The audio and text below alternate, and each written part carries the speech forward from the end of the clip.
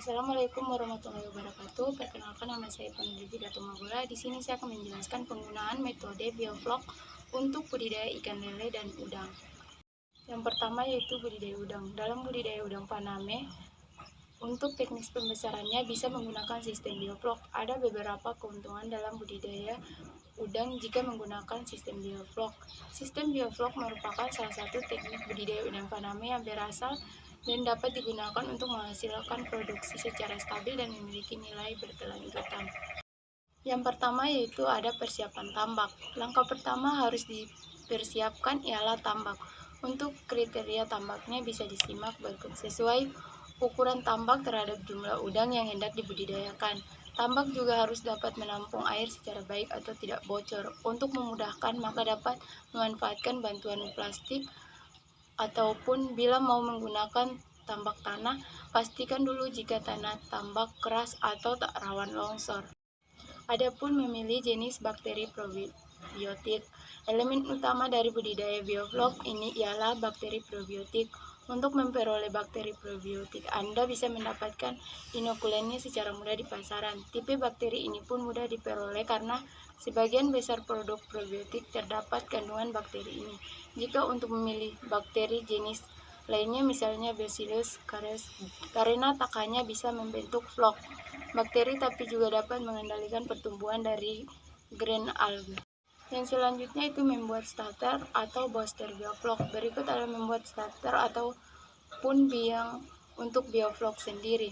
Pada dasarnya, pembuatan starter serupa dengan fermentasi. Jenis fermentasi yang umum dilakukan di tambak cuma menitikberatkan terhadap jumlah bakteri yang berkembang. Adapun bahan-bahan yang harus dipersiapkan seperti kaporit, tabung Erlenmeyer, bak plastik, petri dish, dan bak filter, dan lain-lainnya. Yang selanjutnya itu budidaya ikan lele sistem bioflok. Kegiatan budidaya ikan lele dilakukan dengan menggunakan metode bioflok. Metode bioflok diawali dengan pembuatan kolam yang berbentuk bundar dengan diameternya 2 meter dengan volume kolam sebesar 2,51 meter. Kolam bundar yang terbuat dari terpal dan kerangka besi dipasang di dalam dua tempat yang berbeda. Kolam bioflok yang telah diisi dengan air tidak bisa langsung digunakan dalam budidaya ikan lele. Terlebih dahulu, air yang ada di kolam dibentuk dulu menjadi flok-flok sebagai bahan pakan ikan lele. Dalam proses pembuatan bioflok dilakukan proses fermentasi selama 5 hari. Bahan-bahan yang terdiri dari air, kelapa, gula merah, nanas, probiotik, tempe, molase, ragi, Yakult, tepung. Bahan-bahan tersebut dicampur dan diblender. Selanjutnya dilakukan fermentasi selama 5 hari. Media bioflok ditambahkan dedak, kemudian dimasukkan ke dalam kolam yang telah diisikan air. Media bioflok yang telah terbentuk dicampur dengan dedak dan kemudian dimasukkan ke dalam kolam. Dilakukan proses fermentasi selama 15 hari. Dalam proses fermentasi ini, media bioflok yang mengandung probiotik terbentuk flok-flok yang dapat berfungsi sebagai pakan. Kolam yang telah mengandung flok-flok selanjutnya ditebarkan bibit ikan lele.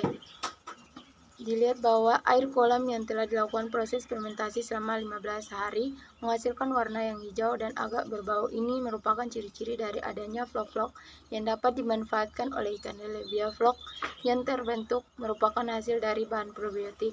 Bahan probiotik sangat baik dan relatif lebih ideal dalam hasil dari kolam bioflok. Dengan menggunakan metode bioflok, ikan lele yang dihasilkan lebih banyak, sehat, dan penggunaan air lebih sedikit daripada budidaya ikan lele dengan menggunakan metode konvensional.